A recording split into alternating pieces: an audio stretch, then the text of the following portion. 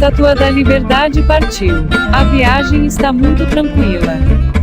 Vamos chegar logo. E não era essa a Estátua da Liberdade. É outra. Vamos tentar de novo. Estátua da Liberdade partiu. Parece que agora estamos indo na direção certa. Chegamos. Agora sim, vamos começar.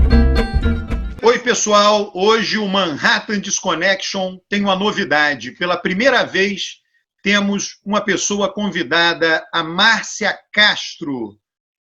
Oi, Márcia, como vai? Tudo bem? Prazer estar aqui com vocês hoje.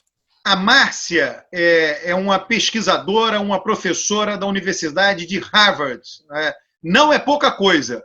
A Harvard é, se não a melhor, uma das melhores universidades do mundo, cujo processo de seleção para se tornar pesquisador e professor é muito rigoroso. Poucas pessoas conseguem dar aula e ser pesquisadores de Harvard. E temos aí uma brasileira especializada nos temas que dizem respeito hoje à pior crise que o país passa nos últimos tempos, a da pandemia do coronavírus.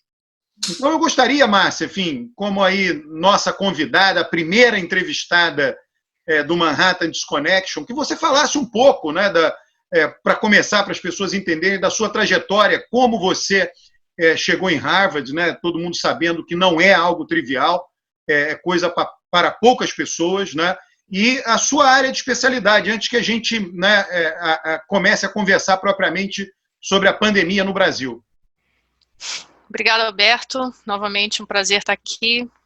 Então, como é que eu cheguei aqui? Eu fiz estatística na UERJ, eu sou carioca, depois eu fiz um mestrado na UFMG, onde eu encontrei com o Taquinho, e aí eu resolvi fazer um PhD em Princeton. Eu trabalhei 10 anos para a DataPrev, que era a empresa de processamento de dados da Previdência, então muito ligada à Previdência Social, mas eu sempre gostei da área de saúde. Então, no momento que eu cheguei em Princeton, eu me voltei 100% a estudos de saúde e comecei a trabalhar com malária na Amazônia. Então, desde 1999 que eu trabalho na Amazônia, tenho pesquisa de campo e eu trabalho com várias doenças infecciosas, muitas transmitidas por mosquito, então também inclui dengue, zika, chikungunya, mas em geral doenças infecciosas. E o meu trabalho, ele usa diferentes fontes de dados, ele envolve trabalho de campo, que para mim é uma das partes mais importantes do meu trabalho, é estar no campo, conversando com as pessoas, vendo as dificuldades, entendendo os problemas, de quem enfrenta os problemas, que é a melhor maneira de entender. Eu uso imagem de satélite, enfim, eu uso várias fontes e o meu objetivo é tentar entender os fatores que ajudam na transmissão local da doença. E quando eu digo local, é porque eu também já trabalhei com malária na África e eu tive que aprender tudo de novo. Eu achava que sabia muito de malária trabalhando na Amazônia, e quando cheguei na África, é quase como se fosse outra doença. Então, você tem que entender a realidade local. E o meu objetivo principal em tudo que eu faço é tentar informar novas políticas, melhores políticas de controle das doenças. Então, tudo que eu faço tem um foco de melhoria em políticas de controle. Então, eu sempre trabalho ou com secretarias de saúde ou com gestores locais, que é para ter uma ponte direta entre o que eu faço e a saúde. E agora, no meio dessa... Bom, e aí como é que eu cheguei aqui? Eu me formei em Princeton, fiz um pós-doc em Princeton, fiquei um pouco menos de 2 anos trabalhando num departamento de geografia, na Carolina do Sul, e aí apliquei para cá, numa vaga que teve, fui selecionada, comecei no andar de baixo, né, como professora assistente, fui promovida associada, e cheguei a professora titular, que seria no Brasil professor titular, que são poucos que conseguem. No meu departamento, que já tinha mais de 50 anos, eu fui a primeira mulher a ser promovida, e como brasileira, é a primeira a conseguir isso em Harvard. Então, foi difícil, mas vale a pena, e eu acho que é uma inspiração para muito brasileiro, e eu tenho uma preocupação muito especial com isso, porque eu fico tentando me ver 30 anos atrás, eu jamais imaginaria que eu chegaria aqui. Se alguém dissesse que eu chegaria, eu me encolheria de medo e jamais colocaria isso como uma meta na minha vida. Aliás, eu parei de estabelecer meta, porque as melhores coisas que aconteceram na minha vida não foram planejadas, então eu tô que nem... que nem o Zeca Pagodinho, deixa a vida me levar. Qual o seu departamento em Harvard? Saúde global e população. Tá. E agora entrando no Brasil, Eustáquio, eu tô vendo você se coçar aí, Eustáquio. Não, eu acho que a Márcia já deu esse panorama aí da trajetória dela. Eu acho que seria importante a gente ouvir como que ela está vendo a situação do Brasil, porque o Brasil na pandemia, ele estava em 30º lugar há um mês atrás, e agora ele já está no 6º lugar no mundo e numa trajetória rapidamente para ir para o 2º lugar. Eu tenho dúvida se ele vai ficar no 2º lugar ou se ele vai ultrapassar os Estados Unidos e pelo menos em número de mortes e ficar. Mas, de qualquer forma, o Trump e o Bolsonaro vão ficar juntos na final desse campeonato, né? Então, eu queria ver o que a Márcia tem para dizer, que ela tem discutido aí com... Nós vimos ontem, né, Eustáquio, etc. as projeções aí no Brasil, na mídia aqui, 90 mil mortes, 100 mil mortes, isso circulou ontem, né?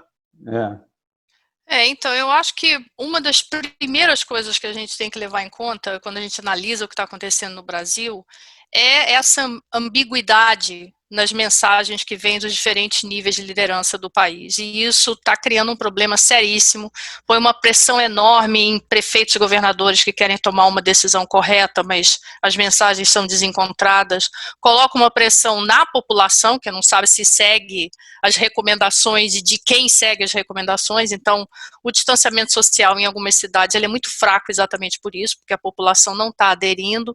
E aí, se a gente pensa, né, quer dizer, o efeito desse desencontro nas mensagens que vêm dos níveis de liderança, qual é o custo disso? O custo é muito alto, só que ele não é uniforme para a população toda. Então, quem mais sofre são exatamente aqueles que não têm como praticar distanciamento social, e isso é uma coisa que a gente tem que se lembrar, quer dizer, o Brasil sendo desigual do jeito que a gente não pode imaginar que ele vai ter o distanciamento social que foi feito na Europa, porque tem pessoas que não têm como fazer distanciamento social. Nas comunidades, as pessoas moram em domicílios com uma alta densidade populacional, as pessoas não têm acesso à água, tem uma grande parcela da população que não tem acesso à água, então, portanto, não pode exercer a primeira recomendação do Ministério da Saúde, que é lavar a mão com água e sabão por 20 segundos. Você não pode fazer isso. Então, assim, o nosso distanciamento social, ele tem que ser adaptado às desigualdades locais. E, para isso, você tem que usar, e aí é que é a grande tirada do Brasil, né? Quer dizer, o Brasil tem programas de saúde já implementados, tem um sistema de saúde que permite ou permitiria que o Brasil desse a melhor resposta do mundo. Só que eles não estão sendo usados, né? Então, por exemplo, você vê aqui em Boston, você tem uma condição melhor de fazer um distanciamento, ainda que você tenha uma parcela da população que depende de trabalho informal e não pode ficar em casa, mas o que eles estão fazendo? Eles estão usando detetives Covid. Os detetives Covid que eles estão contratando aqui, que é para rastrear contato, ligar para as pessoas, botar algumas pessoas em isolamento porque tiveram expostas ou são grupos de risco, são os nossos agentes comunitários de saúde. A gente não está usando eles. A gente tem um programa de atenção básica que é um dos maiores do mundo, invejado por vários países, tanto o SUS como a atenção básica, a atenção primária do Brasil. E se você ler o documento que foi emitido pelo Ministério da Saúde com as recomendações de como incorporar a atenção básica no Covid, é só a parte clínica. É o que fazer na UBS. Você não tem nada sobre os agentes de saúde. Claro que você tem que equipar os agentes, eles têm que ter equipamento de proteção, você tem que primeiro testá-los para ver se eles não estão infectados, para você não mandar eles para campo infectados. Você tem que dar um treinamento, como é que você comunica, como é que você conversa sobre Covid. Agora, essas pessoas no campo, não só eles podem fazer uma busca ativa, porque eles sabem onde estão os idosos, eles sabem onde estão as pessoas com comorbidade, eles sabem onde são as áreas vulneráveis onde você não consegue praticar distanciamento social. Mas eles também podem ser as pessoas para rastrear os contatos. E ainda mais, eles podem garantir que o pré-natal continua sendo feito, que as crianças continuam recebendo imunização, que aquela pessoa que era visitada uma vez por mês com diabetes, pressão alta, continua tendo esse atendimento, porque o que pode acontecer é que outras condições de saúde também piorem por causa da sobrecarga no sistema ou porque as pessoas não querem ir no hospital, com medo de ficarem infectadas.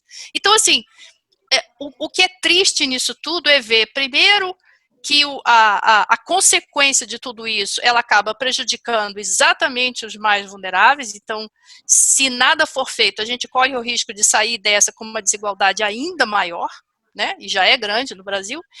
E é triste porque a gente ainda tem, né? Porque isso vai ser de longo prazo, então a gente ainda pode tentar fazer a coisa certa. A gente tem a chance de dar uma resposta como nenhum outro país poderia, porque não tem a rede de saúde que a gente já tem. Márcia, eu tenho uma pergunta, se eu posso fazer para você, que é a seguinte. Enfim, eu estou aqui na França, vocês podem ver que já faz quase uma semana que começamos a sair do isolamento social, então até está tendo aqui um movimento bem grande de carros e pessoas na rua, tudo de forma controlada. E, enfim, aqui na França a gente tem mais ou menos uma noção de como as coisas evoluíram. Quer dizer, os dados me parecem muito confiáveis. E quando eu olho para o Brasil, eu fico com algum receio de confiar nos dados que eu vejo, os dados oficiais que saem. E, inclusive, tem uma dúvida que eu queria colocar para você e para o Taquinho, talvez, que é a seguinte: em termos de número de infectados, segundo os dados oficiais, o Brasil já passou a França. Mas em termos de número de mortes totais, o Brasil ainda tem menos da metade das mortes totais da França. Está aumentando muito mais do que a França. Agora na França está morrendo, enfim, por volta de 100 e poucas pessoas por dia. No Brasil a gente chegou perto de 1.000 por dia.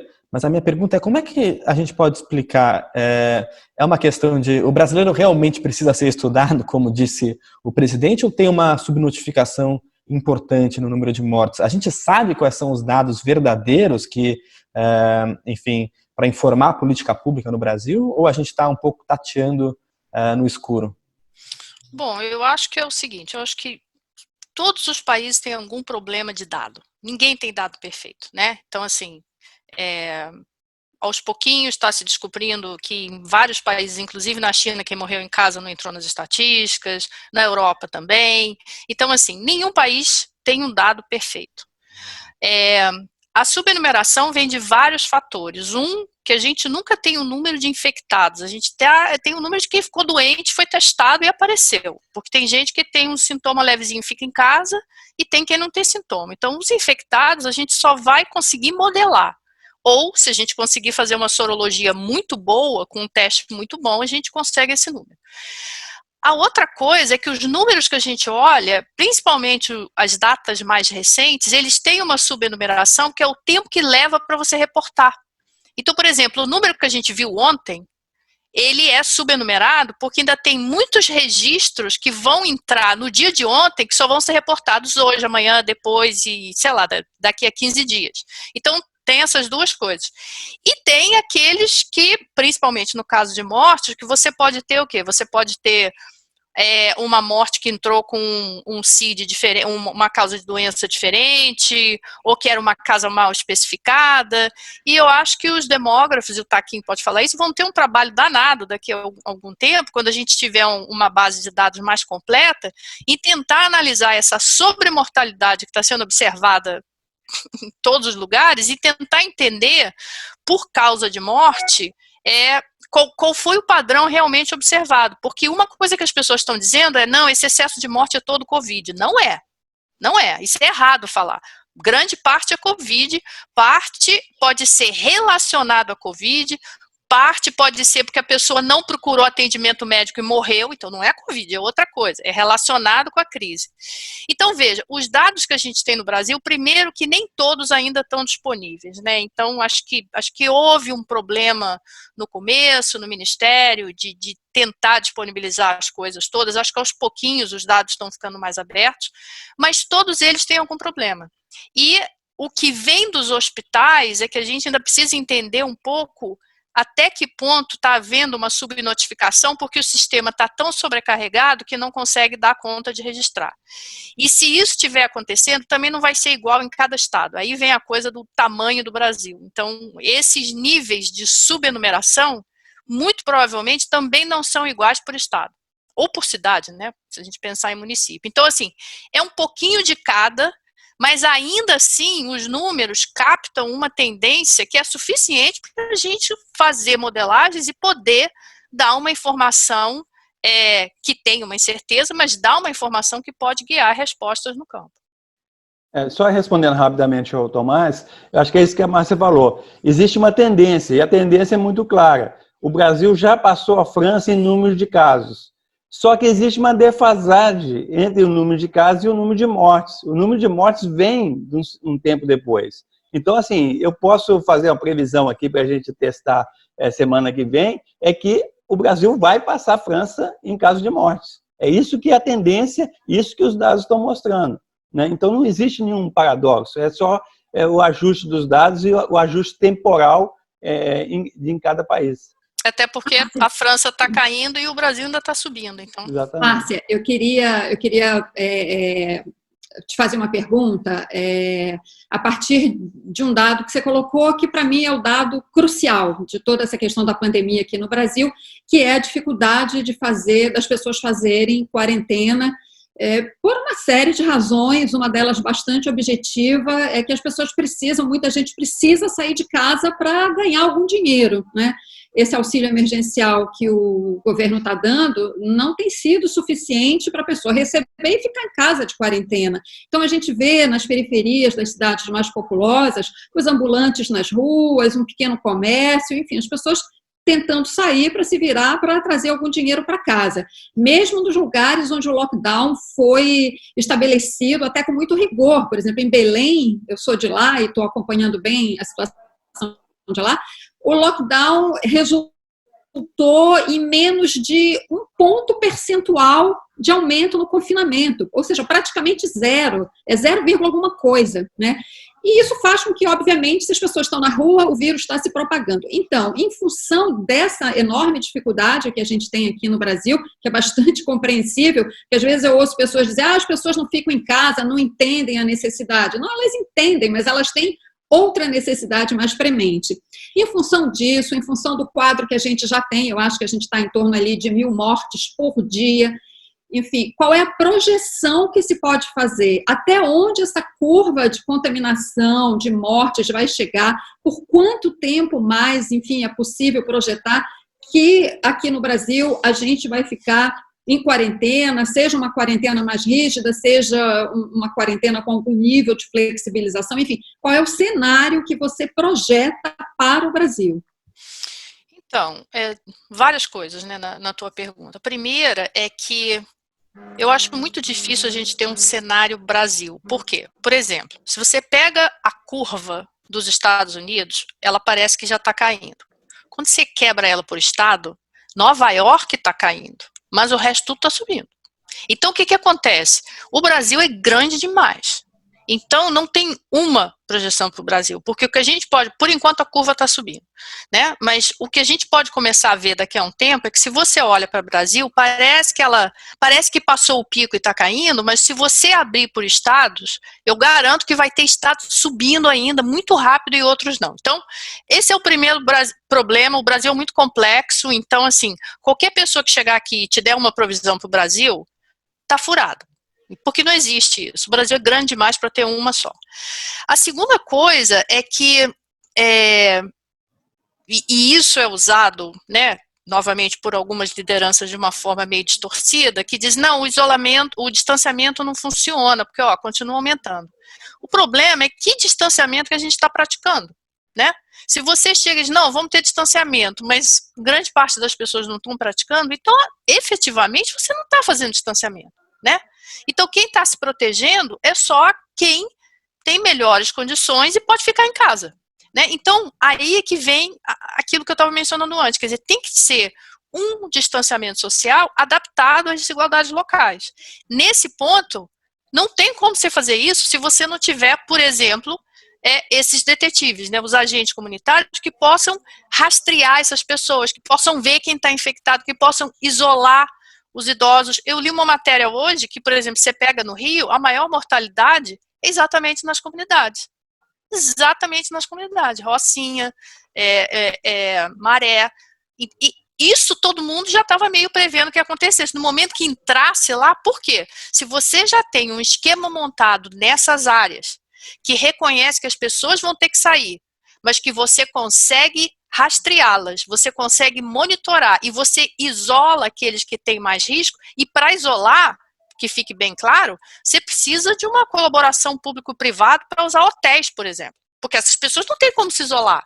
Nova York começou a fazer isso, tá dando... Os hotéis estão vazios, gente. Quartinho bonitinho com o banheiro para cada um, você monta um esquema, claro, precisa de toda uma organização, isola essas pessoas. Então, se você tem isso montadinho, você consegue reduzir e muito a transmissão nas comunidades, ainda que essas pessoas estejam saindo porque elas precisam trazer comida para casa.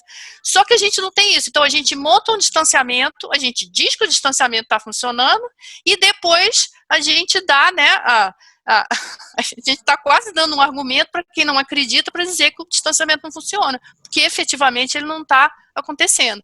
Então, assim, eu acho, quer dizer, primeiro, eu acho que não dá para fazer uma previsão. O que a gente pode dizer é que a gente ainda não chegou no pico, não chegou, entendeu? Estamos longe disso.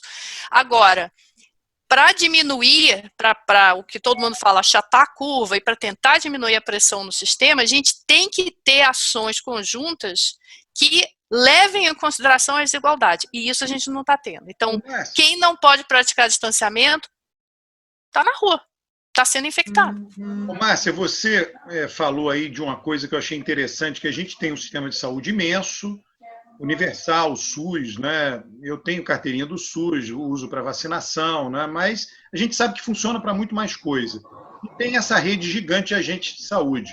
A minha pergunta para ti, você tem informação, essa informação existe, está sendo acompanhado, porque não existe uma diretriz do governo federal. Mas eu vejo que estados e municípios estão se mexendo muito.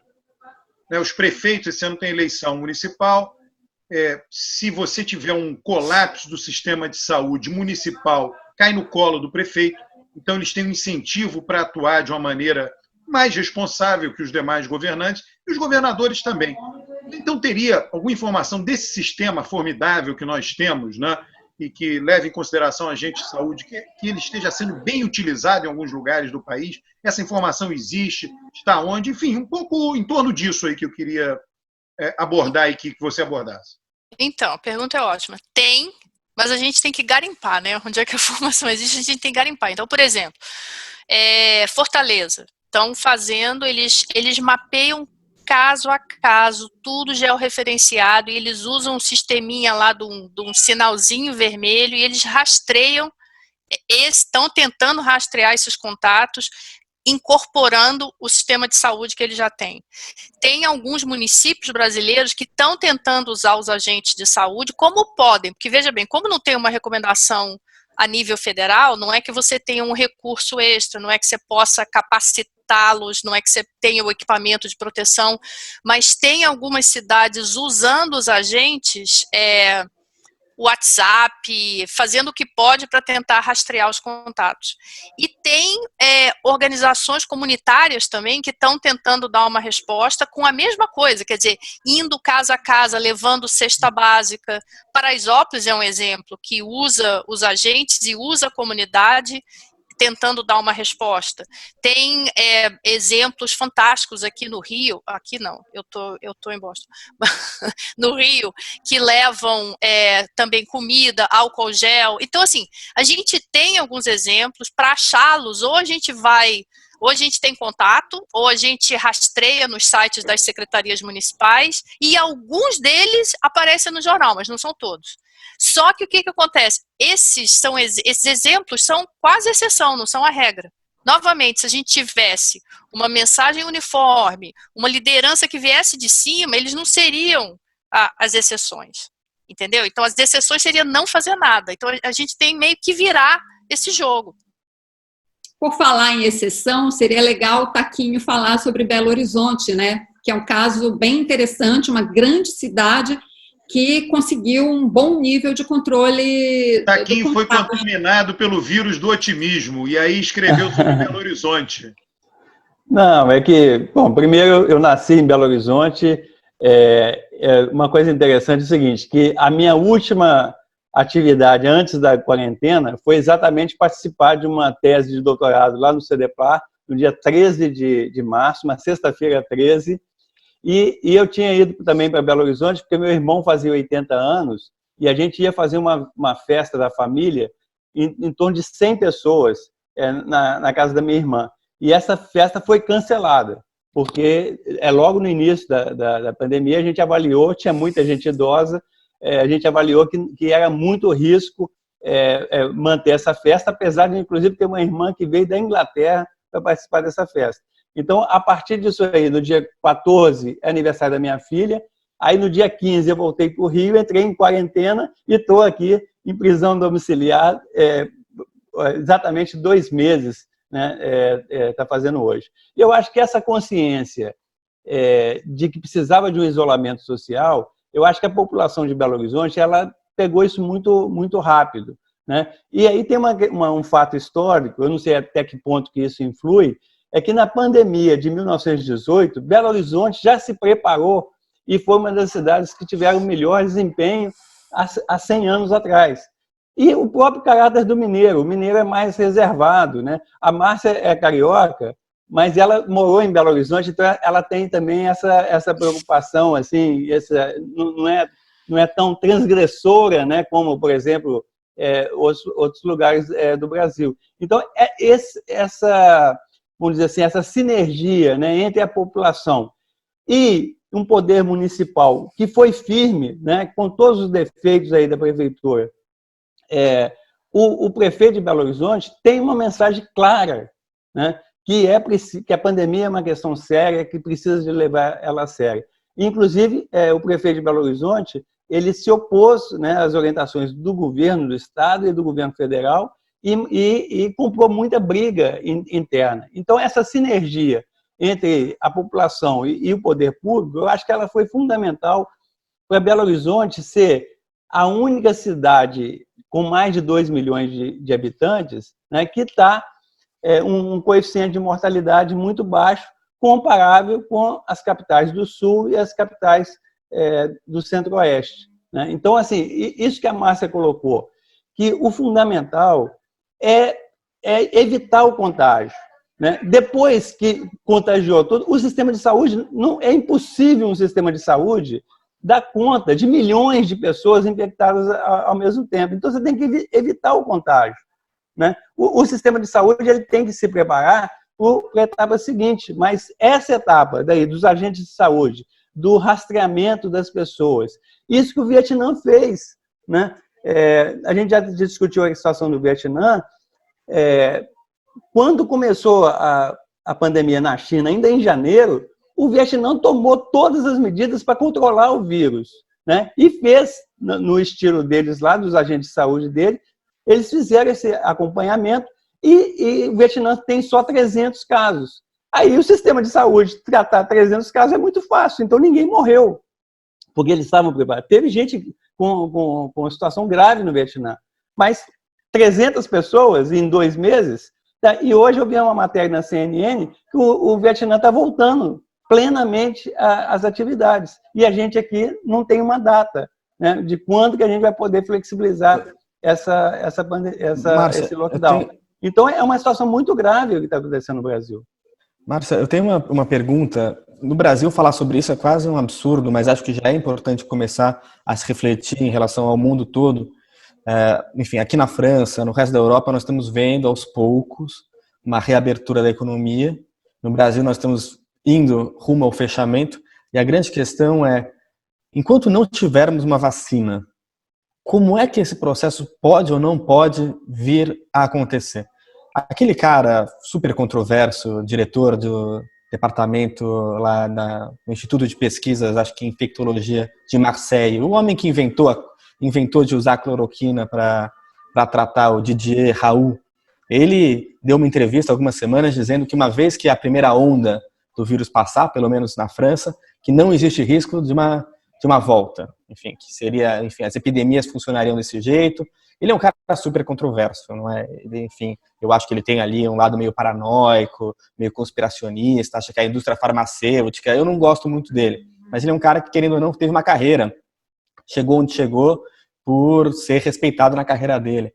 Enfim, então a questão que eu coloco é, uma vez que, talvez, no Brasil ainda demore meses, mas uma vez que se passe do pico, enquanto não houver uma vacina, se é que haverá uma vacina, como é que a gente consegue lidar? Existe o risco de um retorno de novos picos, novos surtos, às vezes até maiores, ou uma vez que a gente consiga achatar a curva, o perigo, por assim dizer, maior já passou? Então, a gente já está vendo ondas em alguns países que começaram a reabrir, né? Então, a China tem vários exemplos. E a gente pode ter essas ondas com certeza, porque a gente está vendo pelos primeiros estudos sorológicos que estão sendo publicados que o nível de infecção da população é muito baixo, né? Então, acabou de sair um da Espanha, é baixíssimo. Os primeiros estudos que estão sendo feitos aqui, estão sendo feitos no Brasil, começou em Pelotas, no Rio Grande do Sul, mas vai ser feito no Brasil inteiro. Mas o que a gente está vendo em geral é que é uma parcela pequena da população que realmente está imunizada. Essa é outra discussão que a gente nem sabe por quanto tempo essa imunidade vai durar. Então, assim, a ocorrência de ondas subsequentes não é uma questão de se vai acontecer. Dependendo do que você tiver em termos de controle, elas vão vir. A capacidade do país em controlar essas ondas, quando elas começam, para evitar que elas sejam umas ondas grandes, é que é a grande questão. Aqui, para nós, quer dizer, imagina um momento, vamos avançar no tempo um pouquinho, a gente saiu do pico, os sistemas de saúde já não estão sobrecarregados, né? Tem isso também. Então, o que você vai fazer? Novamente, eu não consigo imaginar como é que o Brasil pode começar a meio que tentar voltar a uma normalidade, seja o que normalidade signifique, né, depois disso tudo, que eu ainda não sei muito bem como é que vai ser, mas sem a ajuda desses agentes no campo, sem um sistema de rastrear contato, sem ter conseguido aumentar a capacidade de testagem. E aqui não é só ter mais testes, mas é ter os laboratórios, uma rede laboratorial que consiga fazer os testes em tempo hábil, não que leve 2 semanas, entendeu? Então, assim, sem expandir essa capacidade de testagem e sem ter o rastreamento dos contatos no campo, a gente vai ter ondas que podem ser do mesmo tamanho das que a gente está tendo agora, ou pior, não tem como. Não tem como. Por quê? Porque a gente não tem uma grande parcela da população que foi exposta. Essa discussão toda de imunidade de rebanho é outra bobagem, porque assim, tem um custo altíssimo nesse negócio de imunidade de rebanho, que são vidas, entendeu? E aí, enfim, é complicado. Nessa linha aí do Tomás, eu vejo esse debate, você como especialista está muito mais por dentro do que qualquer um de nós. As chances de ter vacina, como é que estão sendo estimadas? Eu estou vendo um certo ceticismo com relação à vacina. Muita gente menciona o HIV, que nunca se encontrou uma vacina. Agora, essa semana, a OMS disse que poderia ficar endêmica. Você, como especialista, né, o que vem sendo dito sobre as chances de se encontrar uma vacina? Então, tem diferentes grupos tentando desenvolver vacina, não é um só. O que por um lado é bom, porque cada um desses grupos tem uma forma diferente de tentar fazer a vacina, você tem maneiras diferentes de tentar criar uma vacina. E todo o processo para validar uma vacina, você tem que testar 2 coisas. Ela tem que ser segura e efetiva. Você tem que ter as 2 coisas juntas, né? E normalmente esse processo ele leva, sei lá, 3 anos, e tem toda uma discussão agora de como que você pode encurtar esse processo. E tem uma discussão grande no campo da ética em pesquisa, campo da ética médica, até que ponto essa estratégia de você tentar minimizar o tempo de testagem de uma vacina é ético ou não ético, enfim, tem uma discussão muito quente agora acontecendo nesse campo. Mas assim, no melhor dos cenários, e o melhor dos cenários é o seguinte, algum desses grupos ou múltiplos desses grupos, tudo dá certo. Tudo dá certo. A vacina é segura, a efetividade nem que não seja 100%, mas que seja muito boa, né? Então, assim, melhor dos casos, talvez a gente tivesse uma vacina aprovada daqui a um ano, né? A gente está em maio, não, junho, meados do ano que vem. E aí vem uma outra grande discussão, né? Digamos que a gente tem uma vacina bonitinha em junho, julho do ano que vem. Aí vem a discussão de quem vai receber ela primeiro. Quem é que está nesse grupo mundial, que por enquanto o Brasil está fora, que vai ter direito à patente, que vai produzir no seu próprio país, e dentro do país, quem é que vai receber primeiro? Essa é uma discussão que já está acontecendo, quer dizer, se você imaginar o mundo, quanto tempo vai levar para produzir todos esses bilhões de vacinas que precisam para imunizar todo mundo, né? Então, assim, vai ter uma prioridade, alguém vai receber primeiro, alguém vai receber depois. E aí, para complicar um pouquinho ainda mais essa história, tem todo o grupo dos que não acreditam em vacina que já estão começando a criar, pelo menos aqui nos Estados Unidos, já estão criando o maior barulho, dizendo que eles não vão se vacinar, e aí começa esse debate, quer dizer, qual vai ser a consequência se esses grupos não se vacinarem para uma campanha de tentar não eliminar o vírus, que eu não sei se a gente consegue, mas de trazer isso sob controle. Agora, então, assim, se tudo der certo, talvez no ano que vem. Tem o risco de não conseguir a vacina. Esse risco existe. Claro que o risco existe. Quer dizer, se todos esses procedimentos que eles fizeram, ou por acaso a vacina não for segura, e torna uma infecção pior, ou se você tem algo que a efetividade é, sei lá, 20%, é muito pouco, né? Quer dizer, até para você convencer as pessoas a tomarem uma vacina dessa pode ser complicado. Então, assim, sempre no desenvolvimento de uma vacina pode dar errado. Eu acho que não é tão complicado como uma vacina da malária, por exemplo, que é complicadíssima para ser desenvolvida, e talvez seja mais próxima do desenvolvimento de vacinas de influenza, que a gente faz todo ano, né? Então, assim, eu prefiro ser otimista e eu estou com grande esperança que a gente possa ter uma vacina ano que vem. De que grupo, não sei. Agora, por exemplo, acho que teve um grupo que disse que ia ter uma vacina em dezembro. Não, esquece. Isso é impossível. A gente não vai ter uma vacina para dezembro. Gente, nosso programa é gravado e enquanto a gente está aqui gravando, acabou de entrar aqui nos flashes de notícia a demissão do ministro da Saúde, né, do Tais. Ele acabou de pedir demissão e, segundo os flashes informam, pela discordância dele com o Bolsonaro em relação ao uso da cloroquina. E nós falamos aqui bastante hoje no programa, a Márcia tocou muito na questão da importância de um comando único durante a pandemia, que nós não temos. Nós temos um comando ambíguo, né, para usar até uma palavra suave, né, que é a diferença entre o comando do presidente e dos governadores e prefeitos. Eu acho que a gente não pode deixar de comentar isso, porque, enfim, o segundo ministro da Saúde na pandemia durou menos de um mês. E isso certamente trará mais consequências trágicas nessa pandemia aqui no Brasil. Márcia. É uma coisa triste, né? Porque o Brasil está indo para 1.000 mortes por dia e a gente está discutindo troca de ministro, coisas do STF, uma série de outras notícias que são secundárias do ponto de vista da emergência, né, da saúde. Então, isso explica um pouco isso. O Brasil está indo realmente para a liderança desse campeonato, né, por incompetência e por divergência entre o poder público, que não consegue dar uma mensagem clara para a população da gravidade da pandemia que a gente vive.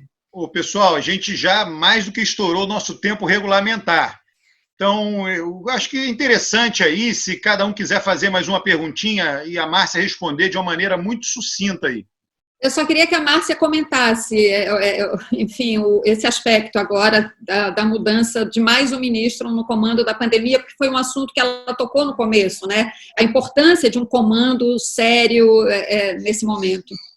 Olha, o que eu acho é que daqui a alguns meses, quando a gente tiver vários livros sendo vendidos, escrevendo a história dessa pandemia, esse livro vai ser dividido em 2 seções. A primeira são os países que tiveram uma liderança forte e que, portanto, deram uma resposta boa.